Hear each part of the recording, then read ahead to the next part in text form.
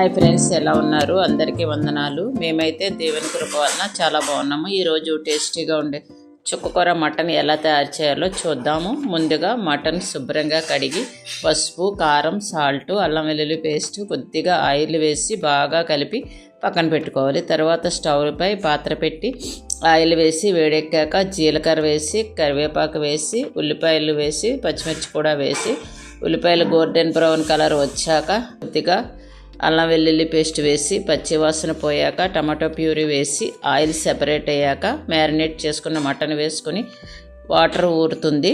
ఈ ఊరిన water ఎగిరిపోయాక 1 glass water వేసి ఎగిరాక కడిగి పెట్టుకున్న చుక్కకూర వేసి దానిని కుక్కర్లో పెట్టి 3 విజిల్స్ వచ్చాక కుక్కర్ ఆరాక కొత్తిమీర చల్లుకోవాలి. అంతే, టేస్టీగా ఉండే చుక్కకూర మటన్ రెడీ. చిన్న మాట, చెట్టుకు మంచు ఉన్నట్టు నేనతకి కుందును, తామర పుష్పము పెరుగునట్లు అతడు అభివృద్ధి నొందును. చూడండి, మంచు నిశ్శబ్దంగా కురుస్తుంది, కానీ నేలను తడిపి జీవం ఇస్తుంది.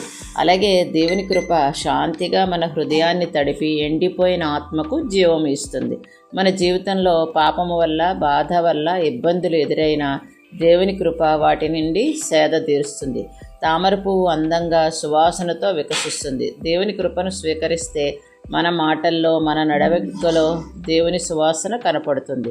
దేవుని కృపను నిర్లక్ష్యం చేయకుండా వినయంతో స్వీకరిస్తే మన జీవితం తామర పువ్వులా వికసించి బలపడుతుంది.